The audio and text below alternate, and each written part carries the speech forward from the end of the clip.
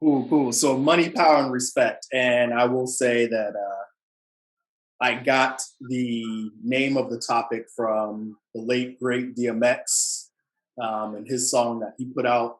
Gosh, late '90s. 98, I think. Yeah, yeah. Um, a long time. We was youngins for sure. Yeah.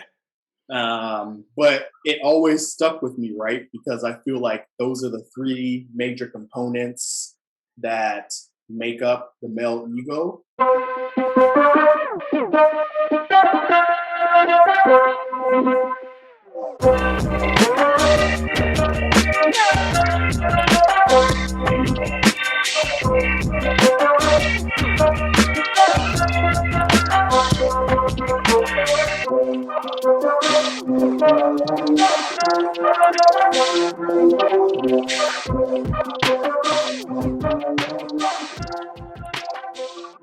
And typically it's, you focus on the money and you're taught that from a youngster. In order to be successful, you have to make a lot of money, right? And then that money typically leads to you getting power. And that power typically leads to you getting respect. Um, and I'll use your word, Ralph, the harmony of the three. And there's usually, a push pull as far as which ones you're focusing on at which times. Um, but I, you know, I think that it has gone a little bit far to where it may be affecting people's mental state at this point. And people may be doing things outside of their character in order to get the money, get the power, and get the respect. And there's always going to be the outliers that, are getting money the wrong way or are, taking power through force. And same thing with respect. Um, but I think in this social media world, we start to see a lot of things that are not our true selves and our true identity. So that was my idea for the topic.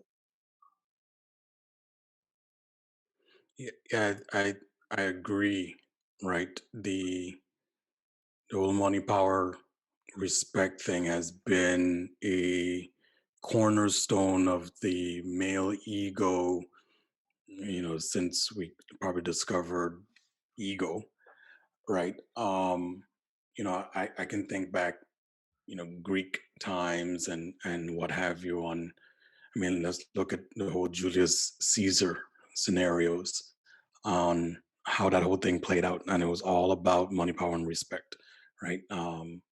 Situational and placing people above others.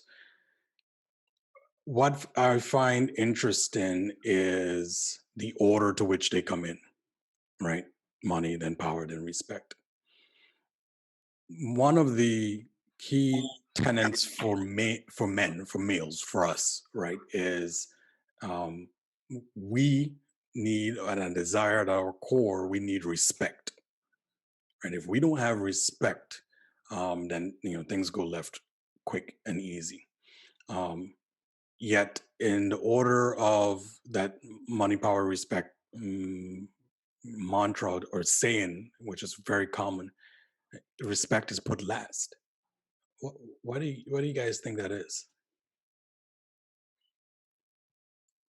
Well, I'll tell you why I think it is, because I've before hearing the DMX song, The Locks back in '98, Money Power Respect, you know, there was a there was somebody else that coined that term, and that was Scarface. Hmm. As Scarface, I can remember the scene. Scarface was at the pool and he was trying to tell his boy, because his boy was looking at this girl and he was trying like pitch game to the girl.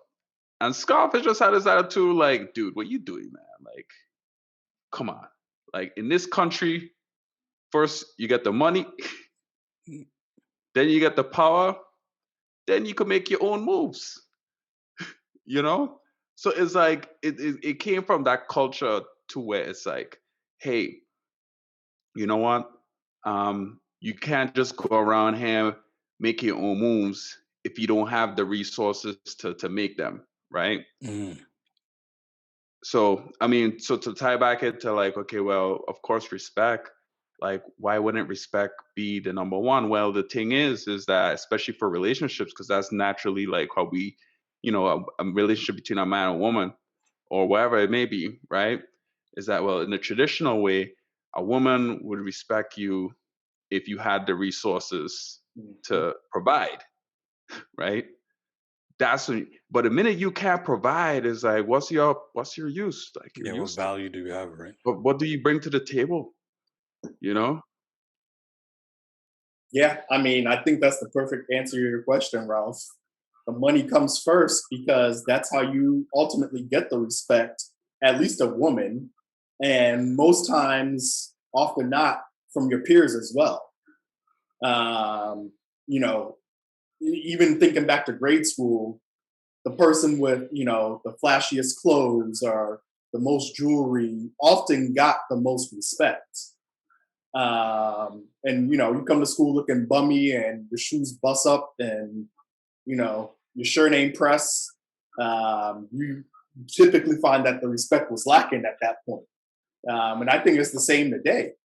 Now, is that right or wrong? I don't know. I think it just is. I think that's just the society that we live in. And I don't know that it has gotten any better over time. That was one of the things I was thinking about as I was prepping for this conversation is, do you all feel like it is still all about the money, the power, and the respect? Well, yeah. I feel like in a pack, like you look at us like human beings, like where you take it down to where we're pack animals, right? And we're always looking at, um, we always trying to figure out where we are in the pack, Hmm. right? So it's almost like, as much as we want to create an intellectual side to it of why it's wrong, it's just an inherent thing that's been like ingrained to us for forever, for forever, for long, for hundreds of thousands of probably years, in where money is an easy way to keep score. It's true. Competition, right? um Versus, I feel like now we started to move into a more collaborative. I like to like for us people to start thinking more collaboratively when it comes to, making money and creating opportunities. And then that's when, like, to Ralph's point, like, when could it just be like respect, right? Like, you show respect to somebody. And yeah, but the money part is just easy. Is for, especially for men. It's how we gonna keep score. Who don't. This probably lead into another topic where now apparently in schools, wherever, like, everybody wins a trophy. Growing up in the '80s, that wasn't it. You know, that wasn't it. You look, even take it into sports, like in '80s, like, people used to really compete, go hard, like they. But like now in this new sports day, like, everybody know each other. They're going out on vacation with each other. You know, it's like big kumbaya session. But it's like, no, it's a winner and it's a loser. you know. So yeah. So, So yeah, y'all bring up some good points, right? So what I'm interested in, though, right? So we made a lot of positioning of, hey, look, you gotta get the money in order to, get the girl or whomever. Um, but let's bring it back. Let's bring it to this day and age, right? Where women hold their own, right? Or your significant other can hold their own, right? They may even bring in more coin than you do. Um, uh, how then does that whole play out, especially in the male ego standpoint, right? If my woman is bringing in more coin than I'm bringing in, should I take that as a hit to my ego? And if so, what does that say about me and my perception of the what it means to be a man? I want to be very careful with my next few comments here. So, if my woman is bringing in more money than me, first of all, kudos to her. Great job. That obviously means that she's killing it in her line of work or her business. But for me, just my competitive nature, I'm always going to be competing to make more than her and my peers. And I think that's what pushes and propels me forward as well. That's what part of what pushes me to become better and continue to grow. And it's not necessarily all about the money in that sense. Um, and I can't even say it's about the power or the respect at that point. I think it's just an internal competition for myself. I'm like, okay, I need to move on to the next thing. And like Cal said, the money is just how you keep score. And nobody wants to be the loser, to be honest with you. Nobody wants to be at the bottom of that. Ralph is like, and I get that whole point about like, okay, well, you know what? We in a new age where women are making just as much or even more, right? But when it come down to it, right? Like if if if somebody needs to if I mean if somebody needs to set up the mousetrap, who you think will set that up? Right? If like if a roach just out or like or something end up like a pest or some little crazy thing happen, like who you think is going to be the responsibility to like take care of some of that stuff? Like, you know, if a wild animal wants to, I mean, Oh, that shit can happen in Texas, man. If something comes, yeah. Yeah. you know what I mean? It's like who's going to who's going to jump in? Like who's going to be who's like okay, if you're in a process of being mugged, you and your wife, your girlfriend, who is going to jump in to protect and say stop? So, Maybe it's maybe it's both of y'all, but I'm just saying like no, like I have to, that's my responsibility. I have to sacrifice myself to take care of our team. Right. That's just my role. you bring up a good point, though, Cal. Is the respect ultimately tied to the money? Because you can still theoretically do all those things and protect your woman and be the king of the home, so to speak, without Yeah, making yeah, the most coin. Or can yeah. you? I think so. I think so. I think so. You know what, Chris? One thing that I learned in Texas, right, is that there's some. I remember I was in the gym and I had this one boy. He was treat me like with mad respect. He was asking me like, "Sir, what do you do for work?" I told him what I did, and I was like, "Okay, yeah. So what's your deal? What you doing? You going to college?" He was like, "No, he's not going to college. This um he's going to this trades. Actually, he was going to this camp that teach boys how to become men, right? And I think it was part of his church or something, and they teach them basic skills like carpentry, mechanic to teach them some auto mechanic skills, some basic stuff, right? So when he goes to college, he knows how to do and these things, right? And it's like, once you have a wife and once you start have a family, I said, well, like, okay, well, there's some jobs you could get like a professional to do, but say you need to set up an IKEA like furniture set, I'm just throwing some stuff out there, right? But it's like there's certain things that a man, there's certain role that a man could play, and it doesn't have to be so much like money related. Like, oh, okay, well, because I make most of the money or all the money, that I get to make all the decisions. No, that is not the case. I don't believe that. So, and we throw one in there, right? So, what if, let's put a scenario of a stay-at-home dad, right? It's common for us to think of a stay-at-home mom, right? But what about a stay-at-home dad, right? That means that somebody's going out to work, right? So the wife is going out to work, so she's the breadwinner, but is his responsibility any less because he's not the breadwinner and he's staying home and taking care of the kids, or doing the running around and all of that?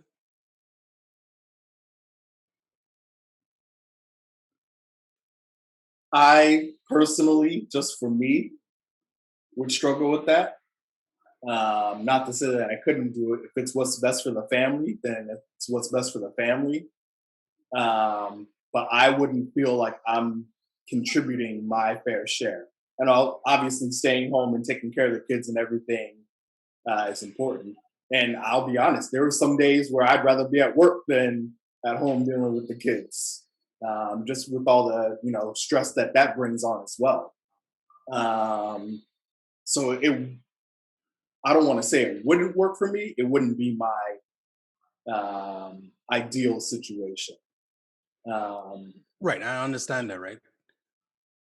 But do you lose any amount of respect because you do that and you are the stay-at-home dad and you are no longer the breadwinner? Do you just automatically lose respect? Because a lot of we were asking the question: does money and respect go hand in hand? And to much of the conversation, we said, yeah, it kind of does, or at least it's the thing that we measure against. And so now I throw it for a loop. Does that do I no longer hold respect if I'm a stay-at-home dad? I'm not the breadwinner. so I'm gonna do something. I'm gonna flip it on you. You meet a gentleman, and y'all are talking, just like pleasantries, introducing yourselves, and obviously the conversation comes up about what you do for work. That's pretty typical. And you tell him what you do, and then he responds with, "Oh yeah, I'm a stay-at-home dad." What's the first thought that pops into your head? You got more patience, you got more skills, you got something that I don't have that you are able to do that, right? Because it's no joke. Like it's no joke. Um, and then I would say, okay, well, that's an interesting dynamic because that's not a dynamic I'm familiar with. How does that work, right? You know, we have these concepts of gender roles, which we were kind of, you know, discussing about, certainly the male perspective of the gender roles. And, for me, I'm that concept of a stay-at-home dad, I'm okay with that, right? Because that work ain't easy. Like you, Chris, I would have personally challenges with not, in my feeling, contributing at the same level or greater than my spouse, right? But in the same token, I understand. Like there was for a while, my wife here was stay at home, right? And she did a little side hustles and stuff like that to make sure because she wanted to contribute to everything. But it was no joke, trying to hustle the kids, going back and forth, taking care of the house. That in of itself is a full-time job, as stressful as it is. So if to your scenario, if somebody came up to me and said, as we had the engagement and said, I'm gonna stay home dad, I'm saying kudos to you, bro. Because I don't know personally, I can, if I could do that. If I had to, boom, I'll make it happen. But if given the choice, I'll go to work. So I guess to answer your question, I've only met one male that's in that situation ever. And it's not somebody that I knew very well. It was one of those conversations like we had just been introduced, and that's how it came up. And I can't say that I lost any respect for him. I can say it was a foreign concept to me at the time. But I was like, oh yeah, I mean that's cool. Whatever works for y'all. That's none of my business, to be honest with you. Whatever works for y'all. If that works for you and your family, great. Um, yeah. So then money and respect don't go hand in hand, is what I'm hearing you say.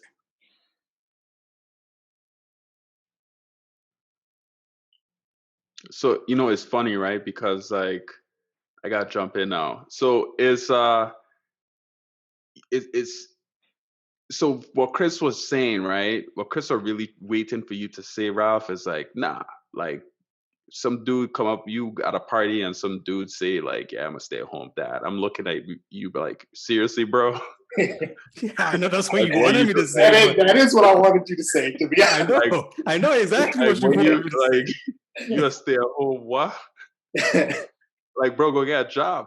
Yeah. You know what I mean? Start the business. Like, go provide for your family. Like, like, how's your wife really gonna respect you for just staying at home and what just stay at home because it's so funny because like you think people say stay at home and they think like stay at home chilling, but yeah, I get that there's responsibility to come to it, but it's more like that hunter gatherer type mindset, right? It's like the husband came in with the husband, and then the husband has to leave and come back with some. You have to Yeah, leave and then come back, yeah, right? It's like that's and then there's a sense of excitement, like yes, he's back, like, and there's a No, sense of gratification, like yeah, okay, I'm back. Like I went out, I dealt with all the crazy shit that I had to deal with, and now I'm back into my home and my happy place. So yeah, when I say that, um, that's the narrative. That's the narrative of why a man with hair stay at home dad, I feel like is weak. But then there's another part of it where it's like, when you add some curiosity to it, instead of just saying like, oh, like what? It's like, really? You're a stay at home dad? Like that's some cool ass shit for you to just be stay, because you know what? Here's the thing. It all comes down to how you able to preserve and express your manhood, your masculinity, right? If right. you do it with a sense of authority and you be able to preserve your manhood, then I don't see then what's the problem, But if you do it from a different frame, where it's like it's from a weak frame of mind, where you're not contributing and you're not bringing anything to the table, then I think that's where you run into like issues. So I think that's the challenge we find ourselves in, right? With the whole, money, power, respect, and that narrative, the traditional male role narrative says, you hunter gatherer, you go, you come back, you bring home the bacon, and you sit up in your lazy boy and you relax when you come home. Wife go make me a sandwich, kind of deal. That's a traditional, in so many words. Um, They'll be doing that tomorrow, I don't know how Oh hell Diago. no! I know better than that. What? But that's a traditional notion, right? So if you have that traditional narrative, thank you, that's the word I was looking for. If you have that traditional narrative being a predominant narrative, the major narrative in society, when you have somebody who's flipping that script, right? That stay-at-home dad as the example that we're using, right? You have somebody who's flipping that script, right? What is the mental state of that person that they're getting pressure from all sides about how they should be based on society's expectations? I, I I honestly don't know. I mean, I can only speak from my point of view, which is I don't see anything wrong with a male being the provider and head of household and bringing home the coin and sitting on the lazy boy. Um, I feel like that is our job as men, is to provide for our families. That's just my personal thought. Now, I can speak from that point of view, which is that comes with some additional stress as well. Obviously, if you lose your income, you're not going to be able to provide for your family. And you can even take family out of the equation, but it does have a psychological effect on your ego when you are under a lot of stress or additional pressure to provide.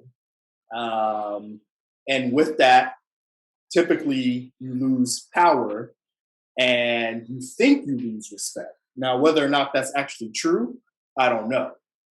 Um, but for me, I mean, going back to what I said, I don't think there's anything wrong with that traditional male role of providing for your family.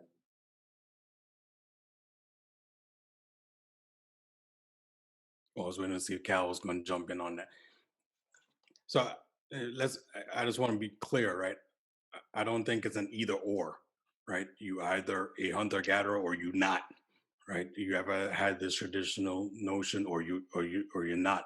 I think it's an and, right? I think we have come to a place where we understand things more, and you can be that traditional narrative and as the example that we provided earlier, you could be the stay-at-home dad who's not the breadwinner, um, and that shouldn't negate you as as a man, or the authority, if you would, in the household. I think that's what I heard, where I heard this conversation being summed up as. Yeah, and I have 3 girls. So obviously I've had to learn the softer side of things with parenting. So, playing with dolls and doing their hair and stuff like that, do I feel like I lose any power or respect by doing that? Absolutely not. I actually think, for me personally, it's empowering for them to have, that male presence in their life and show them that, hey, this is how you treat a woman, which is ultimately what's most important from my point of view when they get to that age where they start dating and doing what else they do at that age. Yeah. You didn't want to talk about it. I got tongue twisted thinking about it. Starting to break It the was split like, I was like, where else are you gonna go with this? Dating, that's where the buck stops. here. But for me, that is an important part of my life. And I don't feel, again, like I lose any respect or any power, but rather feel empowered to empower them as they get older. And they need to see what a male role model looks like so that when they engage with males, they know what they should be looking for and the traits and the qualities that they want. So if you guys were to pick one, which one would you pick? Would you pick money, power, respect? If you had to pick one thing, like what would you pick and why? Yeah, so I'll go then, since nobody's jumping on it. I'm if I haven't already given it away, I'll pick respect. Right. Either way, respect is earned and not given. Right. So I'm gonna take the respect. I can always get the money and I can always get the power. Right. But if I have neither, I still want respect. Mm, I feel like the right thing to say is respect. And I want to line my pockets. I'm not gonna lie. And now I'm gonna go with respect. Because to Ralph's point, ultimately, I think that's what we all want, and there's different avenues to get there. And it doesn't necessarily have to come from money or from power. I think respect is given when it is, when it is warranted, and that comes with things like good character, regardless of how much money you have and how much power you have. And I think it's important to realize who do you care, or do you care if certain people respect you or not. You definitely want to tie the respect to people that you would give respect to as well. So I'm gonna have to go with respect. It's a close call though. I'm not gonna Now I call Yo, you on that, bro. But go ahead, Cal. lie. well, this is show business, so it's like you have to pick one, right? So I'll pick one, and I would go with power. I'd go with power, and the reason why I pick power is because I feel if you have money, I mean, look, like you could have money, but no one could respect you. But I feel with power, if you have the power to get resources, then I feel that, well, then that'll get you the money, right? And if you have the power to influence people to earn respect, then um, then you have all three, right? So I like power, right? Because there's so many different types of power. There's like and the next thing too, what people don't realize is power is relative, to whatever situation you might be in. One moment, if you one moment you might feel that you may be the like it's like with your family, you may have like you're a man of house, right? You're in a lead, you're in charge. But when you hop on an airplane, which I'm hopping on tomorrow, like, nah, the captain is the man of the house. Like, he runs that ship. You catch what I'm saying? Yeah. So it's like it's always, you always have to relative know how to use your power in relative situations. So like I always been interested in like observing different ways to use you know the power that you do have to get what you want. Hmm.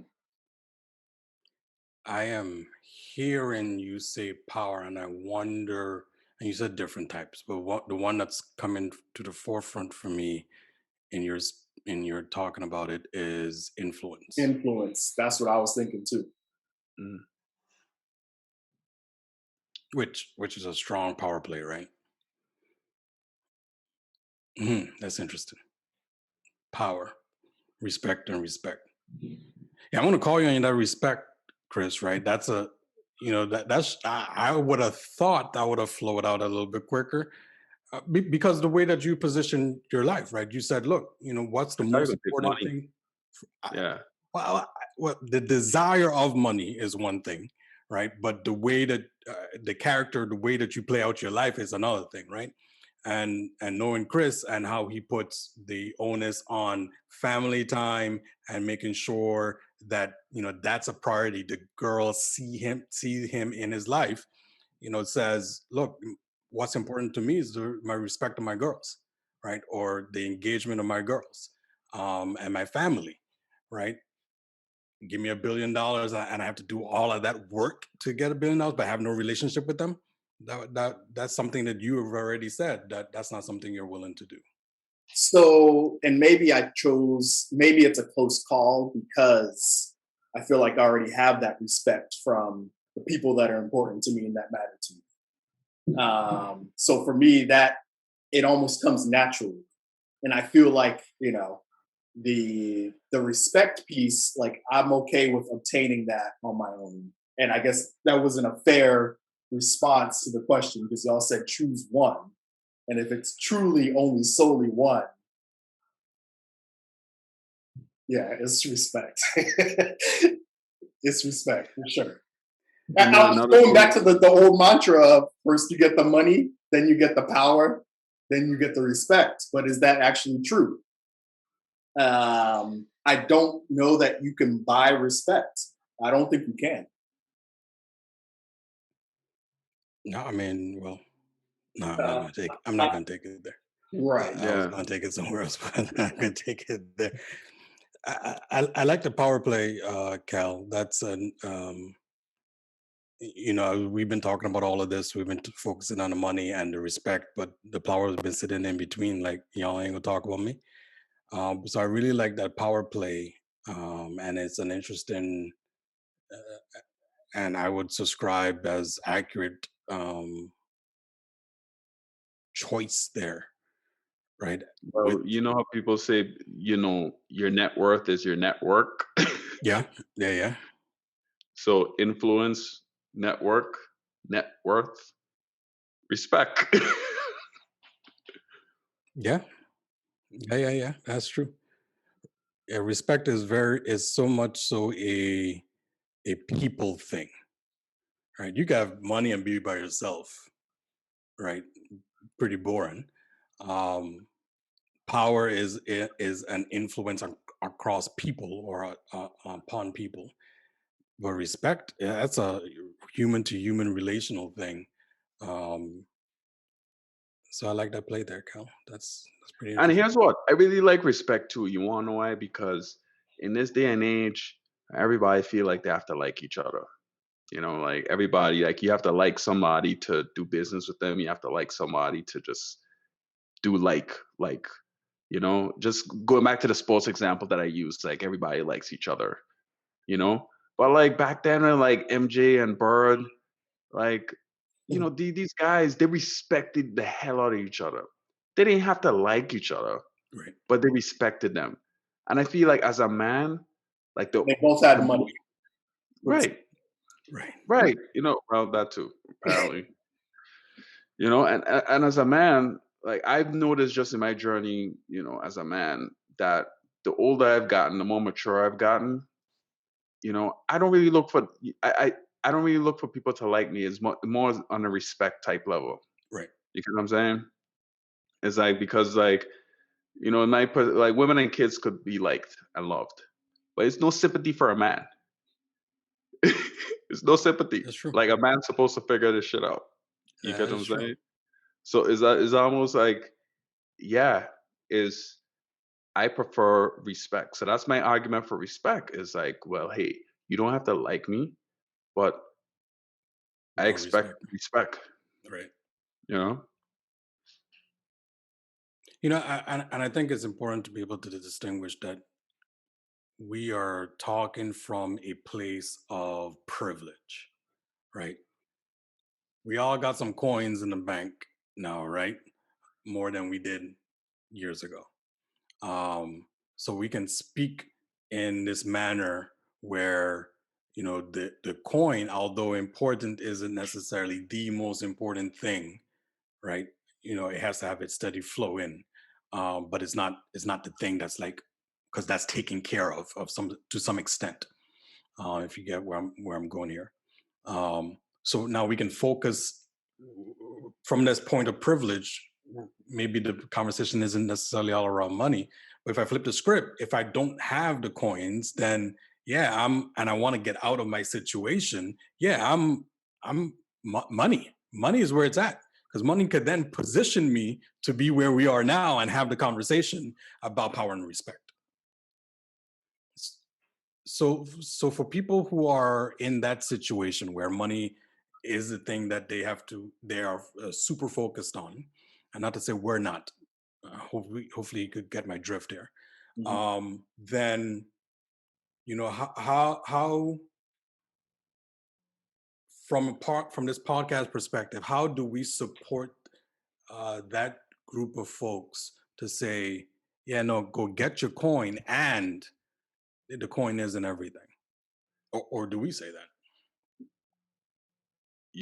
Money can be the goal. Money gotta be the means to an end. So Mm, I'm gonna break that down a little bit, right? So if for example, for me, I realized that when I was younger, like I was all about like, yeah, I'm still big on the money part, but I was all focused on, okay, well, you know, money this, money that, blah blah blah. But I know that if I find some work that I really enjoy doing, I stay focused more on the habits, right? If you build in the right habits to make money, then it gonna happen. You get what I'm saying? Like building habits to make money. Okay, what are the habits? Wake up early, read, exercise, feed your mind with good content, stay around some positive people, and be prepared. I try to be prepared every time I meet with somebody. I try to find opportunities to be productive. So when you think about money, I think you need to find out how can you be more productive in your life and how you can make others' lives more productive, right? So and then the money that just you attract the money. So I'll give you another example. It's kind of like dating with like if you show off any type of desperation, if you try and talk to a girl that you like, that you're interested in, she gonna move away. She gonna move away. She gonna back away because it's like that's just repelling. Like I don't want somebody that's needy. That neediness is like, and you turn off the money. Like okay, well you be trying to act needy. That's how come like the poor they can't get fed. You know what I mean? Like the poor, you look at if you have an abundance mindset, right? That if you go into the dating pool, like abundance, like, okay, yeah, I could this, I have something to give, I have something to provide, then it's a lot more free flowing and you start attracting some of that stuff to you, you know? So I think you have to think about it, okay, well, how could I attract those things versus like, okay, well, that's like I want grab, like I grabbing for it. yeah, like what you said there about the abundance mindset versus the uh the lack lacking mindset or the poor mindset, and certainly the habits. Chris, I see your wheels turning there, man. Yeah, the question you asked about, people wanting money when they don't have it sparks something, which is Maslow's hierarchy of needs. Mhm. Which, for those who aren't familiar with it, the basic needs are physiological. So food, water, shelter. And until you have those things, you really can't focus on anything else. Right. And those things typically come from having a certain amount of money. From there, it then moves on to safety and love and belonging and esteem. And finally, ending with self actualization, which is desire to become the most that one can be. Right. So going back, it's like, well, first, maybe it is the money first. And like you said, Ralph, we're all at the point where we don't have that urgent need for money. We've already gotten past that point. So maybe it's easier for us to say, yes, I would take power or I would take respect because the need for money has already been fulfilled, at least at the most basic level. Right. We're able to provide shelter for ourselves and our family. We're able to, clothe ourselves. We're able to, eat. So it's like, okay, what's next? Once I've achieved that, what do I move on to next? Yeah, no, that's an excellent point, right? Maslow is the king there, because you're right, Chris. I have no time of day about money or about respect or power if I can't put food on the table, if I can't take care of my needs. Then I'm gonna do all my energy is going towards those needs. Absolutely. And if you think about those that are less fortunate, I'm trying to, this is a generalization, but if you think Right. about those that are less fortunate, they're not really concerned with respect or power. They are seeking money for those basic needs. And it's like I wonder if I wonder if it's an opportunity, because it's like, is it more of a mindset, or is it because I wonder if it's a result of something, or if it's a mindset of something that you could change, right? Like, but at the same time, like you're right, Chris. I think we're in a situation where we're kind of blessed to not have to put ourselves into that situation. You'd kind of have to be in that situation to like know how to like address it, right? To be like, Right. yeah, like if I'm hungry, if I'm starving, like all I thinking about is like, yo, how I could get some money to eat, or depends. I mean, if I'm in St. Thomas, I'm probably looking for like a mango tree or something, but yeah, you know what I mean. But I mean that bring up another good point. Is like really, you know, is it money, or is it the ability to acquire resources, right? So that's where you have like the influence, you know. Well, and that's why they say it's not about the money; it's about what you can do with it. Yeah, And whoever coined that phrase, I don't think they were talking about basic needs as far as food and clothing and shelter, but it holds true for that as well. You have to have some type of currency in order to provide those things or to acquire those things.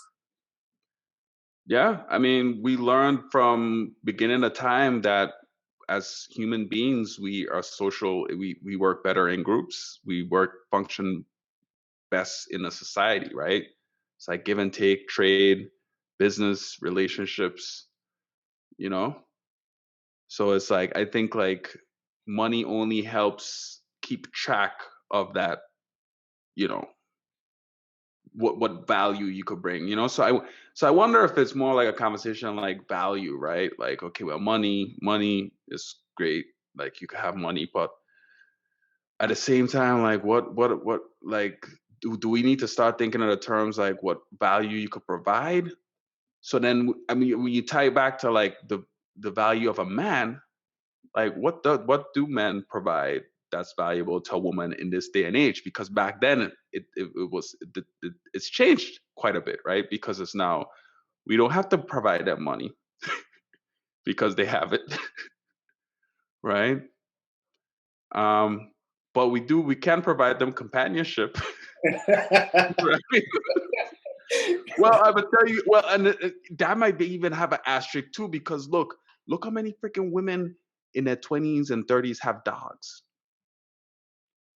In their 30s, they have dogs, and it's funny because like I see some of the, some of the women I used to date back in the days, and like they've been single for a while, and then all of a sudden I see them get a dog, and they have the dog in the bed, and I'm like, oh. And then they're dressing up the dog and taking the dog everywhere, and it's like, yo, they're treating this dog like it's a kid, because and another level of it is women, they have the innate vibe about them to take care of something, you know. So I like where you're going, Cal, right? So companionship aside, right? The value, right? I like how you flip the script on. Dangerous. Right. I like how you flip the script on the money notion and put that to the side as we know it today, and really drawing on what value do I bring to the table? What value do you bring to the table? And you know, there are certain values in your example a dog just can't provide. Um, but that notion of value, I think, kind of drives, in my mind at least, the point home of, look, if I'm providing this value, right, but I might be a stay-at-home dad, as the example we were talking about earlier. I'm providing this value. I'm using my influence, other word for power, and certainly I'm doing the things to earn respect, right, as a man in this relationship. Then um, that notion of value really resonates, right? Because now it takes the whole coins off the table, and it says, how am I providing? I'm trying not to use the word value, but how am I providing value? How am I contributing to this relationship, this engagement that we have here? And if you determine that that's of great value, I'm trying to find another word other than value. If you determine, you on the other side of the relationships determine that's of great value, then the coins may not be the thing. Um, And that's all being said. That's all coming from the assumption that you're eating and you clothe and you got a roof over your head, right? so, are we saying that males provide no value to a woman? No, just the opposite, right? We're saying the in addition, money is one measure of value. But if we're looking at it from the value perspective, as Cal teed up for us, then it is not the only measure of what we can provide, right? Again, going back to the stay-at-home dad example, if he's not bringing in any assumption, he's not bringing in any coins, then does he lose value? And I think what we're saying here is no, he doesn't lose value. He has value in other areas, right? Because again, coins is only one measure. Yeah, he could bring value in other areas too. Like, okay, who say like when they show up to a restaurant, he could know the chef, he could know people in there, make it like a first class experience anytime they go out to meet people. You know, she needs like connections at work. Perhaps he know, what I mean, he has a really good networking ability, right? So it's like what you bring into the table is kind of like showing up to a party. It's like a whole party, and you showing up like, okay, well, nah, you taking or you giving, or you making it like a give take, But if you stay at home dad and all you doing is sitting on the couch and you're lazy boy, and then she come home and she's like, you want her to just give, give, give. It's like, well, yeah, maybe that is some weak shit. Trying to decide if I want to take it. Okay, so let's say you strip away the traditional male roles within that household. What value, usefulness, merit does that male provide that can't be provided by a female?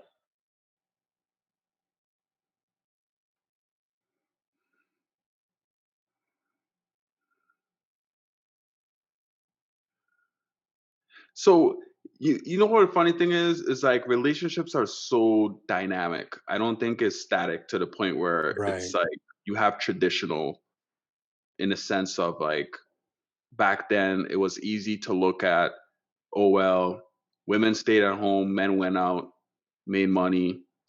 So now if both are, because now like both are going out to make money, um then women could just do, so I think it's like so dynamic to the point where you have to look at the team, like what does the team need. You look at, like, tomorrow is about to be the NFL draft, or I think Thursday, and each team have different needs. And if you look at the relationship, it's like, what do we need now? Do we really need two people going out making $1 million when we have a family and we have kids? Or could we just have one person play the team role and just take care of the kids, and then one person goes out and make the money? So that's one example. Let me be more explicit in my question. Yeah. Why can that companionship role not be filled by another female? I'm gonna go for it. Sure, it can. Yeah, To Cal's example, a dog can fill it apparently. You know what I mean?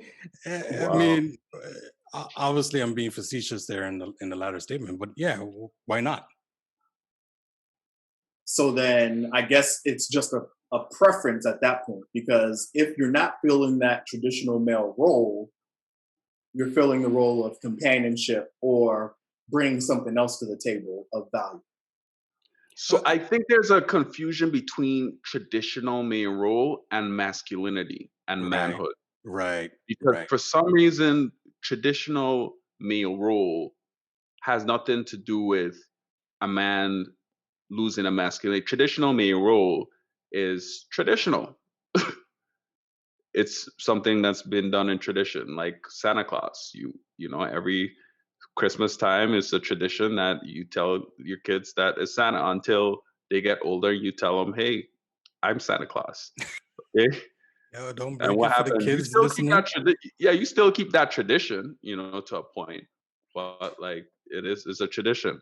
Um, so like these male roles is like, I get that, but I think there's another discussion. Probably save it for another call, another session I think we've where. been teeing that up, though. I think we've been teeing up the male role versus the masculinity, right? Yeah. And we've been using the example of the stay-at-home dad as a discussion around masculinity versus male roles, right? Um, I mean, what is the male role? Because society said that you were the epitome of the 1960s guy who goes in and brings home the bacon. Literally, that's a saying that we say. You go and bring home the bacon. All right, now Jane bringing home the bacon. All right, to your point, Cal, bacon is in the house because of the team bringing bacon to the house. Now, what value are we going to derive from this thing? I just know from the traditional sense, because I like throwing around, I like the traditional male sense, because like if you go out, for example, like if you go out on a date with a woman, like if you're going on a date, it's like typically I mean, I pay for the first date, but who's supposed to pay, right? Say the man's supposed to pay, but guess what?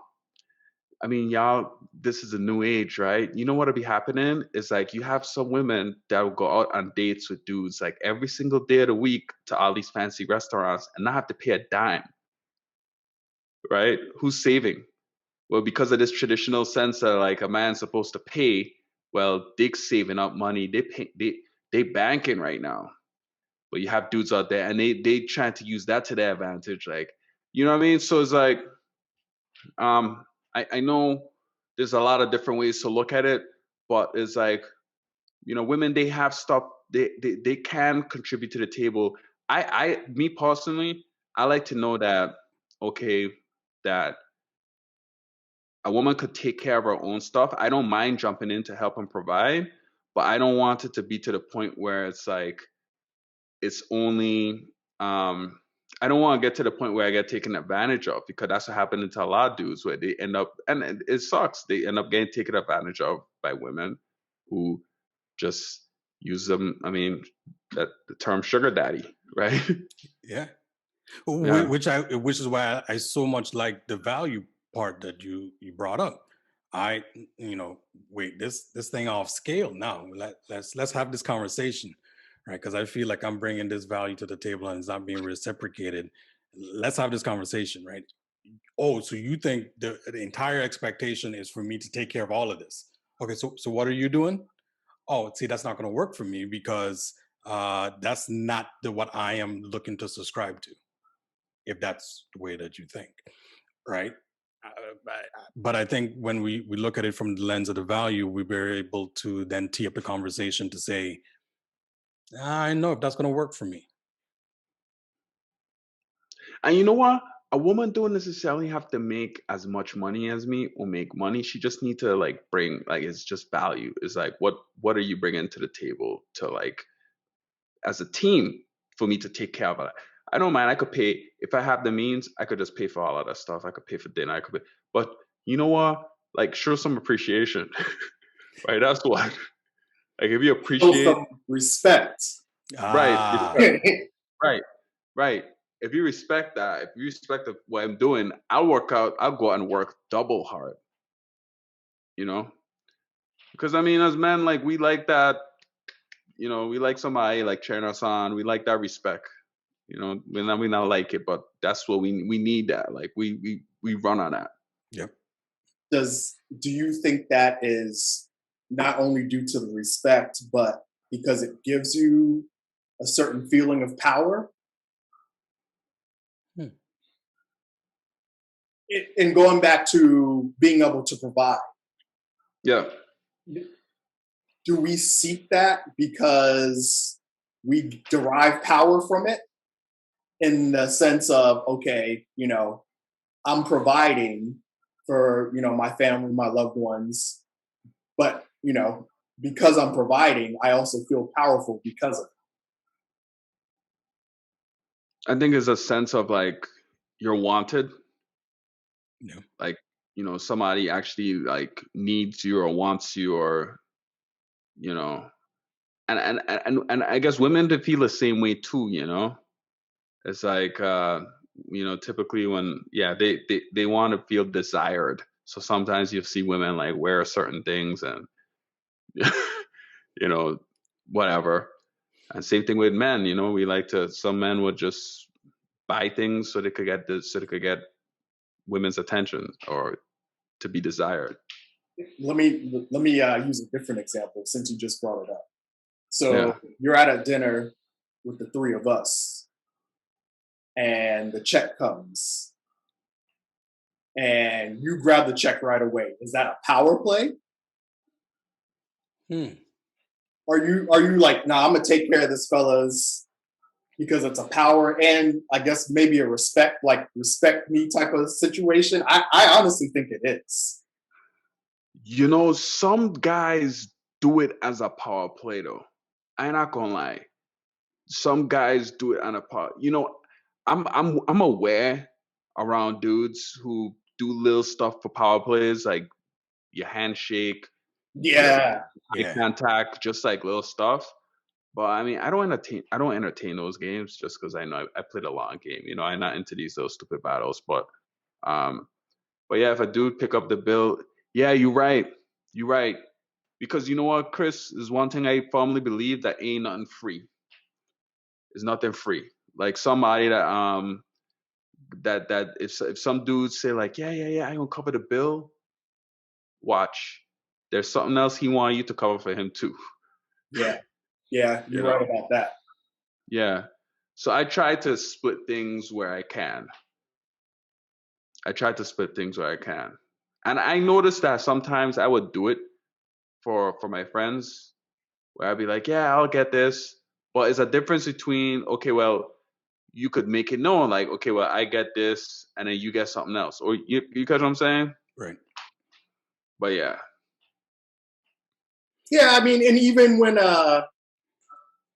like when you were here, we went downtown and had drinks or whatever. We were going back and forth, and I didn't feel no way about it. Right. But then there's another flip side. There's some dudes who you out with who would just lay you if you try and pull up power play, like, go for it. Yeah. You want That's to pay true. for it. Hey, you want to play the power play over here too? Yeah. That's Right. true. You know, that's called an entourage. You know? Yeah. Yeah, that's No. definitely true. Yeah, I think it has a lot to do with relationship, right? All right. I mean, if like you said, the three of us, right? I don't perceive that we would think that's a power play, right? We would be respecting one another or showing honor to the situation, whatever the case may be. Now, if you have, that cat that you meet with occasionally, or that guy come from work or whatever, and they're trying to show that authority play, or trying to push their authority on you, then yeah, I can see that. But I think relationship would say, hey, look, I got it this time, we're splitting next time, or, shoot, I'm just honoring this relationship, honoring this outage, I got it. And you know what I sense from somebody who does something like that? They probably suffering from a low self-esteem or some shit, man. Like Mhm. something in them. Because I had a friend. I had a friend who, when we used to go out, he used to be dropping his card for like. We used to go into he used to get a table every time. He used to get a bunch of bottles for everybody in the group, and I just used to be like, yo, like, what did he just hit a scratch ticket or something? Like, why are you just paying for everything? But it's kind of like what you said, Chris, is like that power. Like he felt like, he was contributing to the group by just doing that. So he has like the authority to be part of the group or choose or or decide. He could decide because he's paying for it. So he's buying his respect, basically, Right. Yeah. and probably feels insufficient in some other areas. And again, I don't know the guys, but I'm assuming. Yeah. So can you buy respect? Could you buy Sure. power? You could Yeah. buy it, but it ain't lasting. You could buy the illusion of, let me say it that way, right? It depends. If your money's long, it'll last as long as your money is. Yeah. Yeah.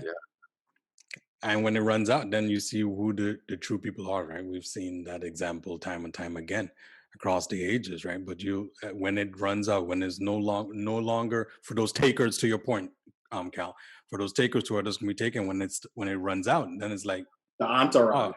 entourage, I'm out. You ain't But you see, providing no value to me. but you see, I don't think that was the question though.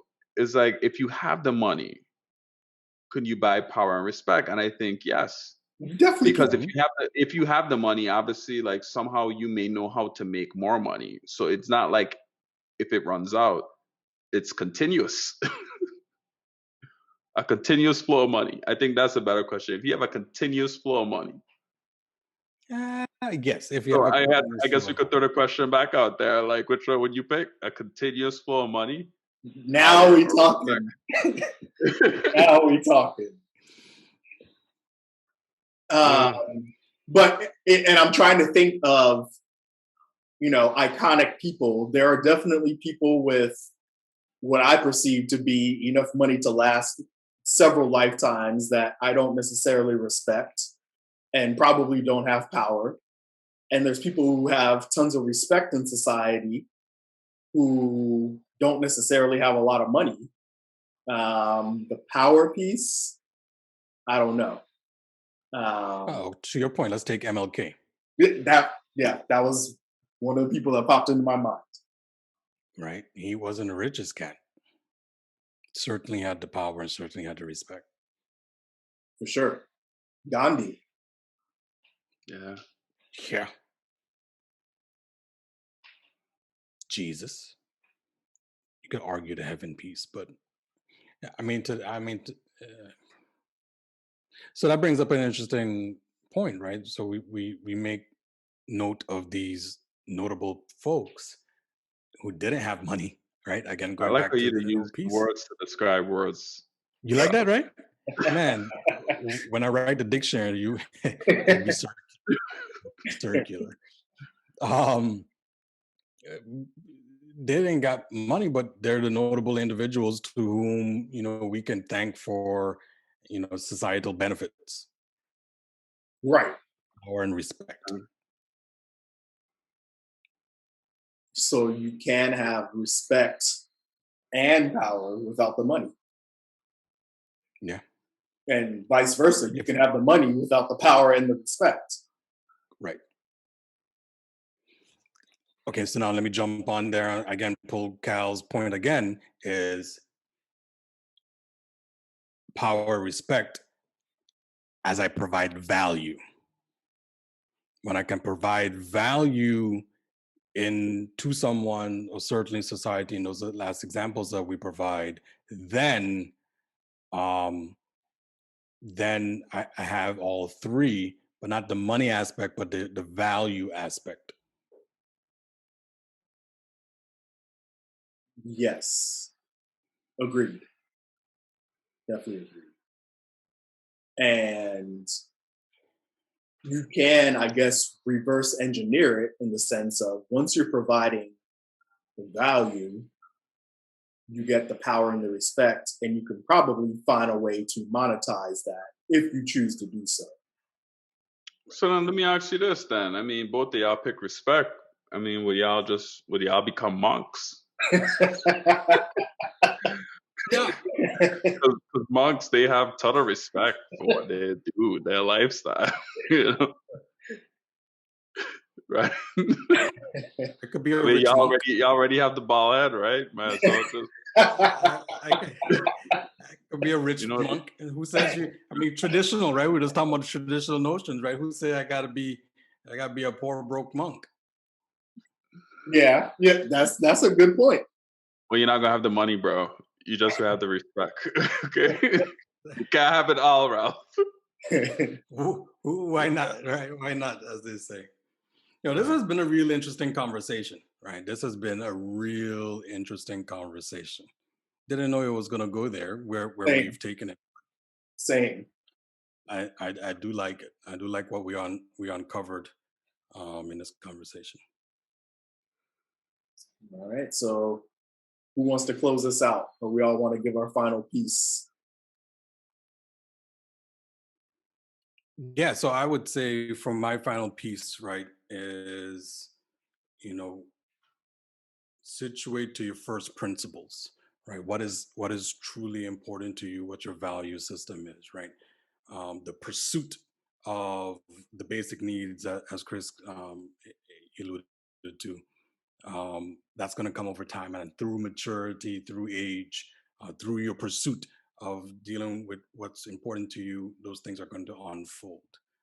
Does it make it any easier? No, not necessarily. Certainly, we all three, I can remember, right? We all three came up from where we were to where we are now, and that journey.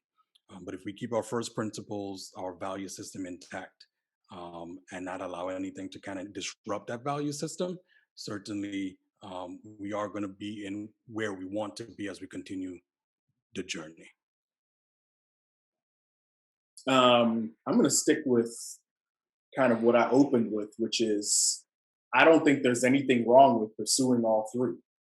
And I think we a lot of times deem money as this dirty thing that shouldn't be pursued, but money allows you to go on and do other things within your life and the lives of others. So I don't think there's anything wrong with pursuing the money aspect of it. The power aspect of it, I think that's important as well. To what we spoke about earlier, power equals influence. But as we learned through our conversation, you have to provide something of value in order to have that power and that influence. And then the respect piece, again, I think, as long as I'm respected by peers and the network of people that I interact with, that's all I really need. I'm not looking to gain the respect of everybody, just the people that I respect. Chris, I was hoping that you would go last, but anyway, I'll go last. I would say, don't focus on money, don't focus on power, focus on impact, right? So if you focus on impact, I think the thing is in the money, if you focus on the impact you're trying to have with these things, then I feel that that's the right direction you want to go. Focus on the attention, right? Like, for example, when you look at the traditional ways and way corporations used to focus on money, look how that have like look how that the impact that has had on certain societies and our short-term thinking, right? You start thinking long-term, then you start looking at ways to like improve society. Even look on a society level, you look for yourself personally, right? If you take a long-term approach to your diet, you start focusing on an impact that you want to have over a course of time. So I would say, what, for kind of like tie back into Ralph with the values, like definitely identify what core values are to you and just focus on the impact that you're trying to have with with those values. Cool.